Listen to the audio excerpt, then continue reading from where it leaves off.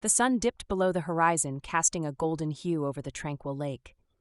The gentle lapping of water against the shore was a soothing symphony, but inside the rustic cabin, tension hung in the air like an unspoken secret. Emma glanced at her husband, Daniel, as he unpacked their bags.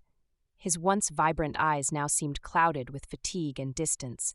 They had been married for 15 years, and somewhere along the way, life's demands had eroded their connection. Work, children, and endless responsibilities had created a chasm between them that neither knew how to bridge. "Do you remember our first trip here?" Emma asked softly, her voice barely above a whisper.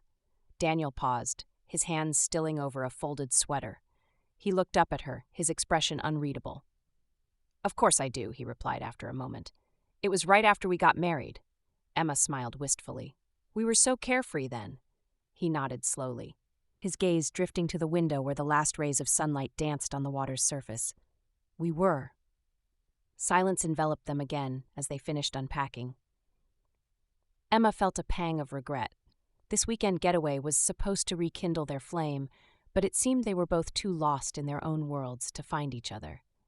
As night fell, they settled into an uneasy routine. Dinner by candlelight that felt more obligatory than romantic, and stilted conversation that skirted around anything meaningful. When they finally retired to bed, Emma lay awake for hours listening to Daniel's steady breathing beside her. In the early hours of dawn, she slipped out of bed and wrapped herself in a blanket before stepping onto the porch. The cool morning air kissed her cheeks as she gazed out at the mist rising from the lake. "Couldn't sleep?" Daniel's voice startled her from her reverie. She turned to see him standing in the doorway, his hair tousled and eyes heavy with sleep. "No," she admitted. "I couldn't stop thinking about us." He joined her on the porch without another word, and together they watched as daybreak painted the sky in hues of pink and orange. "Do you think we can find our way back?" Emma asked quietly. Daniel sighed deeply before taking her hand in his, a gesture so simple yet so profound given how long it had been since they'd touched each other with any real intention beyond routine affection.